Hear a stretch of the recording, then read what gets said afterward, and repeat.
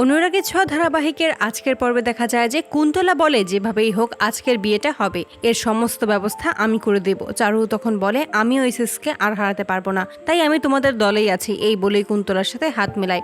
অপরদিকে গায়ে হলুদের পালা আসে। দীপা তখন সূর্যকে হলুদ লাগিয়ে দিলে সূর্য মনে করতে থাকে যে এইভাবেও তার আগে হলুদ হয়েছে, এই ঘটনা তার এর আগেও ঘটেছে। এসব বলেই সূর্য নিজের হাতে হলুদ লাগিয়ে নেয় আর বলে যে এই সমস্ত কাজ পুনরাবৃত্তি হয়েছে, তাই না?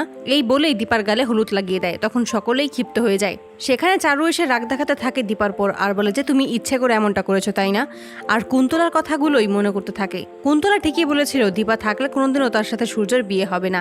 অন্যদিকে সূর্যকে বর সাজিয়ে নিয়ে আসে সোনা। দীপাকে তখন অনুজা বলে দয়া করে এই বিয়েতে আর কোনো রকম ঝামেলা তুমি করো না, এই বিয়েটা সম্পূর্ণভাবে হতে দাও। ঠিক তখনই কুন্তলা দীপার ফোনে একটা ভিডিও পাঠায় যেখানে উর্মি লাবণ্যকে জোর করে নিয়ে কোথাও চলে যাচ্ছে। চারদিকে তখন উর্মিও লাবণ্যকে খুঁজতে থাকে কিন্তু কোথাও খুঁজে পায় না। কুন্তলা দীপাকে মেসেজ করে বলে যে লাবণ্যকে সে ধরে নিয়ে গেছে। তখন দীপা বলে এবার আমি কি করব, এই বাড়ির কেউ আমাকে বিশ্বাস করে না, লাবণ্যকে আমি কোথায় খুঁজে বেড়াবো। কুন্তলা তখন দীপাকে ফোন করে আর বলে যে বেশি সময় নষ্ট করে ফেলবেন না যেন, তাহলে কিন্তু লাবণ্যকে সারা জীবনের মতো হারাতে হবে। এই বলেই কুন্তলা ফোনটা কেটে দেয়। দীপা তখন বলে যে কোনোভাবেই হোক লাবণ্যকে আমি খুঁজে বের করব, ওর কোনো ক্ষতি হতে দেব না। দীপা লাবণ্যকে খুঁজতে খুঁজতে কুন্তলার দেওয়া সেই লোকেশনে এসে পৌঁছায় কিন্তু সেখানে কাউকে দেখে না। হঠাৎ করেই দীপার ওপরে জাল পড়ে যায় এবং দীপা আটকে যায়। তখনই কুন্তলা ও তার লোকজন সেখানে এসে বলে যে আপনি খুব বড্ড বোকা।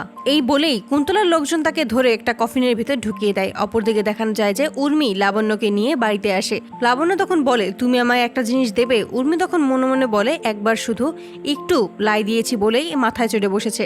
লাবণ্য তখন বলে যে তুমি শুধু আমায় একটু ভালোবাসবে, তুমি শুধু হ্যাঁ বলো তাহলেই হবে, আমার আর কিছুর প্রয়োজন নেই। উর্মি তখন না ইচ্ছা থাকা সত্ত্বেও হ্যাঁ বলে দেয়। দীপাকে কফিনের ভেতর আটকে দিয়েই কুন্তলা বলে যে আপনার গল্প এখানেই শেষ দীপা। কুন্তলা তখন দীপাকে রেখে সেখান থেকে চলে আসে। অপরদিকে রূপা চারদিকেই দীপাকে খুঁজতে থাকে কিন্তু কোথাও খুঁজে পায় না।